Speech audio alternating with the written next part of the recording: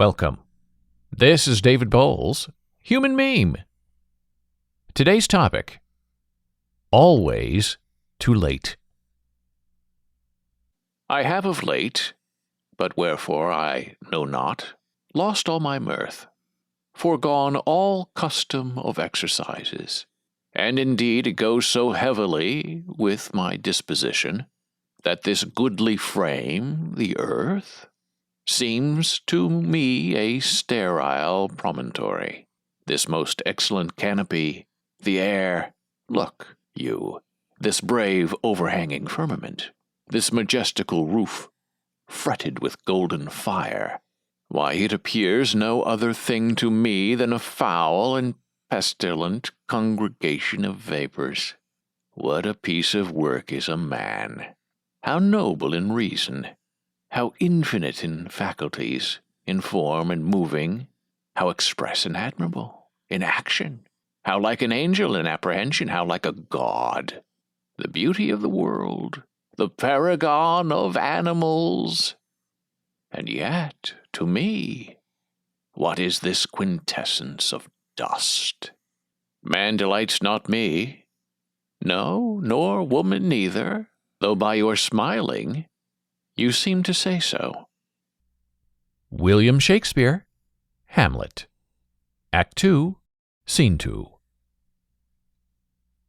Our old friend Shakespeare loves to teach us about regret and betrayal and killing and doubt.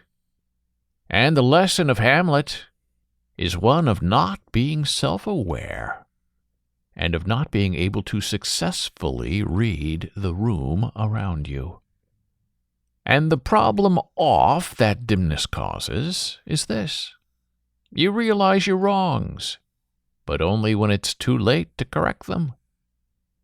Oh yes, my human meme friend, we are all like Hamlet, smart, indecisive, waiting for the right moment that never comes. And our lot in life then becomes one of regret, and not of joy or of passion or of even assertive aggression. We are doomed to steep in the glory of what might have been, and not what never was. Oh, we say the wrong thing, and we regret it, and we apologize. But the damage has already been done. The insult has already been flung and found its target. And being coy does not work. Being coy in not saying something you know you want to say but should not say it until that is your intended target, then begs you to say it, to know, to find out, and then, well, you agree to let it all out. You want to know? Okay, well, here goes. Blammo! Right in the forehead, with the forsaken unspoken, that lives no longer. Well, they asked to hear it, right? It's not your fault, and the ugly mind is revealed, but they asked to know. It all may appear like a self-inflicted wound, but it was all intentional all along. Yes, we need to learn to better hide our intentions and our realities. Not everything is ripe or ready for sharing. Sometimes we must become great actors and hide our impulses to hurt and to harm.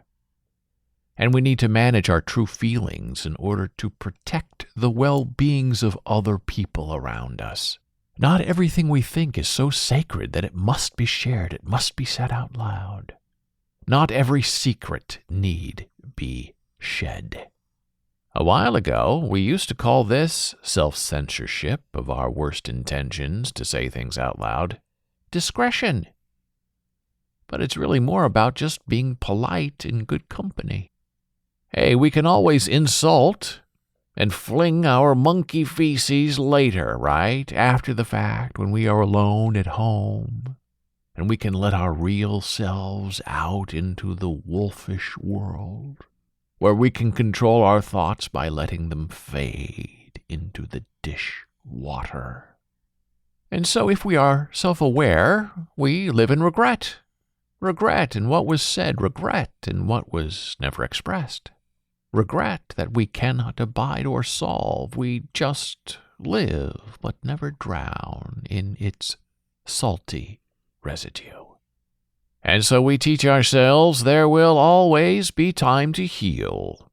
We lie to the sky above us that there will always be a moment to come together one last time. And then the clock strikes against us, and the world ends in fire and sooty horizons. And we are left abandoned unto ourselves, to live with all the things left unsaid. And all the loose ends are set free upon the world, with the intended gone, missing, and never to return to the active life. This reflexive recitation then haunts us, as the pendulum ever ticks against us, while we attempt to heal what came before us. Think. Look back. Know. Now, some situations, like physical and mental abuse, torment really, and the intentional infliction of pain, we give no path to forgiveness. For there is no niche, no hole that can be healed or filled, because those terrors are a crime against the human form. Yes, the scars are too sacred, and they run too deep, and the wounds may look healed on the surface, but they are still raw and bloody and oozing just below. And so, like our good friend Hamlet of yore, we cannot take back the blood-stained hand. For once the irrevocable act has been performed, there's no way out of the grave. In the reckoning, in our timid form, we long for the moment of release, separation, death. But we never wish for an apology, because there's no turning back from the precipice once it's been crossed. We just want to be free, finally free, finally found in peace. And the hard part about it all is that we must accept our failings. We must know the crash of the ocean waves are always set against us. And so we must mourn our human incapacity to heal. And all the while, with the terms of the grave sewn against us, we must always try to overcome, to be kind, to be open, and to allow ourselves the indignity of always trying too hard to earn back too little of the living, and trying too hard, all in the never-ending flow of life, and we succumb to the yearning to be understood, the inflection to be seen, and the lonesomeness of appreciation to be loved. What a piece of work is a man! How noble in reason, how infinite in faculties, in form and moving, how express and admirable in action, how like an angel in apprehension, how like a god. Man delights not me, no, nor woman neither, though by your smiling you seem to say so.